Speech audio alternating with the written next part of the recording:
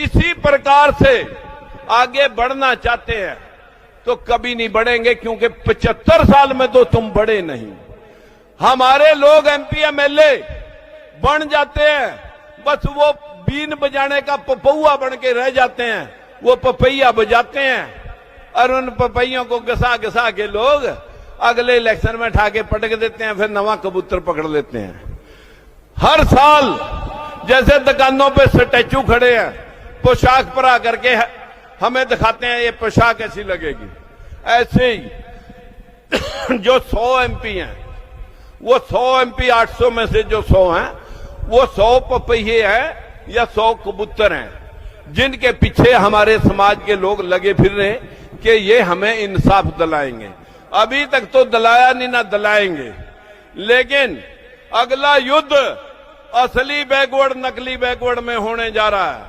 नीतीश ने जिस दिन लात मारी बीजेपी को और लालू और मुलायम इकट्ठे हुए, लालू, मुलायम, नीतीश और बहुत सारे मुख्यमंत्री जो जिनके पीछे ईडी और सीबीआई लगा रखी थी, सब ने गांठ मार ली कि 2024 में 1977 को दोहराएंगे, औकात दिखाएंगे। जो मनुवाद की व्यवस्था लागू करना चाहते हैं, इस संविधान को धराशायी करना चाहते हैं।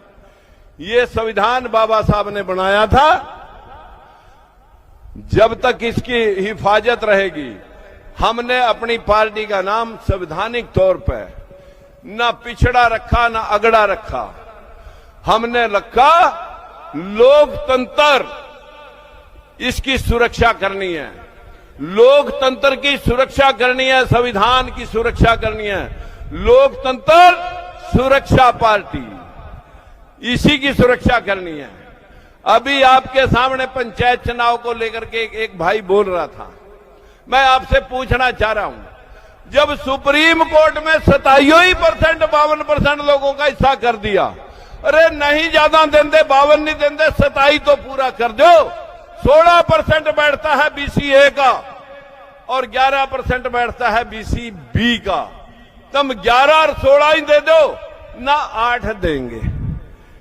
ये नया कानून सुप्रीम कोर्ट से ऊपर हरियाणा सरकार बना रही है। हमें पागल बनाने के लिए चुनाव आयोग को भेजने हैं। स्टेट इलेक्शन कमीशन घूम रहा है कि बताओ इलेक्शन होना चाहिए, नहीं। हमारे लोग कह रहे होना चाहिए, रे होना तो 27 करना चाहिए। बीसीबी के 11% तो पहले ही बन रहे हैं बिना रिजर्वेशन से। लेकिन मैं बहनों का ज्यादा इम्तिहान नहीं लेना चाहूंगा, हो चुकी है। कहां से शुरू हुई? वो यहीं से शुरू हो चुकी है। हमारे से महीना पहले नीतीश ने आपकी जनगणना को लेकर के केंद्र सरकार के ऊपर बार बार सवाल किए, लेकिन जो नकली बैकवर्ड बन रहा, अपनी जाति को 2 साल पहले बैकवर्ड बना करके और प्रधानमंत्री बैकवर्ड की वोट लेकर के बना। हमने सोचा कि अब हमारा कल्याण हो जाएगा। फिर हमारे हिस्से के अदालतें, नौकरियां, राजदूत, मिलिट्री, मिनिस्ट्रियां कहां सो गए मोदी जी आप पढ़ के?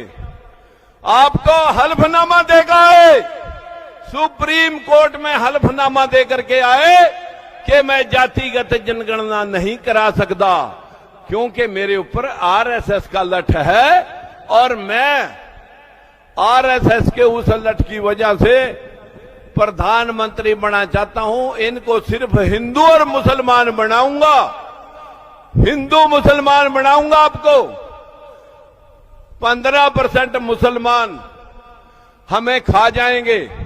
और जो ये बताने वाले लोग हैं, तोगड़िया की लड़की मोमडनों के, अशोक सिंघल की मोमडनों के, अडवाणी की भतीजी मोमडनों के, और वो जो कुछ गुजर गया अभी मतलब जो है ना अटल बिहारी वाजपेयी के रिलेशन में मोमडनों में, हमारे इस देश के अंदर मोहम्मडनों ने हमारा हिस्सा खाया है जजों का, या ऊपरले लोगों ने खाया है?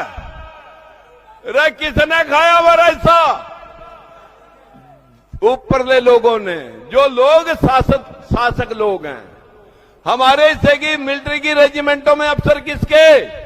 उन्हीं के हैं। हमारे देश के अंदर पूरी रेलवे में हमारी हिस्सेदारी सिर्फ 8% है। ये किसके पास है? मुसलमानों पे नहीं है। हमारे देश की यूनिवर्सिटियों में सारे वाइस चांसलर प्रोफेसर किनके हैं? जनरल कैटेगरी से हैं। हिस्सा तो आप खाए बैठे और खाए हम नो मुसलमान लेंगे। क्या कमाल है। अगर आप लोग इसी प्रकार से आगे बढ़ना चाहते हैं तो कभी नहीं बढ़ेंगे, क्योंकि 75 साल में तो तुम बढ़े नहीं। हमारे लोग एमपी एमएलए बन जाते हैं, बस वो बीन बजाने का पपौआ बन के रह जाते हैं। वो पपैया बजाते हैं और उन पपैयों को घसा घसा के लोग अगले इलेक्शन में उठा के पटक देते हैं, फिर नवा कबूतर पकड़ लेते हैं। हर साल जैसे दुकानों पे स्टैचू खड़े हैं,